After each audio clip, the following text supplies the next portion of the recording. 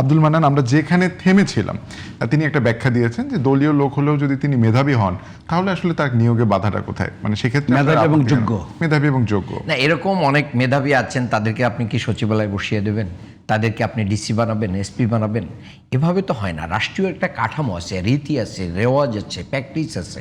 এগুলোকে যদি ব্রেকডাউন করে ফেলেন তাহলে একসময় কিন্তু শৃঙ্খলা ফিরবে না, এখানে লুটপাটের রাজত্ব কায়েম হবে, যে কারণে ফ্যাসিস্টদের বিদায় নিতে হয়েছে। কিন্তু দলীয়করণটা মানে একটু অতিমাত্রায় হয়ে গেছে। এবং আমি মনে করি যে বিএনপি মূলত 17 বছরে ক্ষুধার্ত অনেক নেতাদের ক্ষুধা নিবারণের জন্য একটা ব্যবস্থা করে দিয়েছে। এটা জনগণ, সাধারণ মানুষ ভালোভাবে নিচ্ছে না।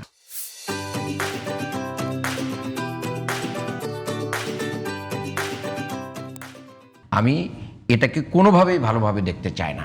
হ্যাঁ, যোগ্যতা থাকলে আপনি আরও তাকে বেটার প্লেসে দেন। বিএনপিতে এরকম বহু পেশাজীবী আছেন যারা তারা মেধাবী, দক্ষ, যোগ্য, তাদেরকেও যদি বসাতে পারতেন বিভিন্ন জায়গায়, তো তারাও রয়েছে। বিএনপি তো ছোট দল না, কাজেই সেই জায়গা থেকে যাকে যেখানে দেওয়া দরকার, এখন আরেকজনকে এনে আপনার জায়গায় তো আমি বসাই দিতে পারি, তার তো সাংবাদিকতার অভিজ্ঞতা থাকতে হবে, এক্সপিরিয়েন্স থাকবে। তারা তো বুঝতে পারছে না, যার কারণে এই যে সংকট কিন্তু চারিদিক দিয়ে শুরু হচ্ছে, একসাথে সামাল দিতে পারছে না।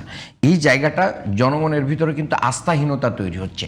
আমি মনে করি বিএনপি যত দ্রুত এটা বুঝবে ততই এটা মঙ্গলজনক হবে।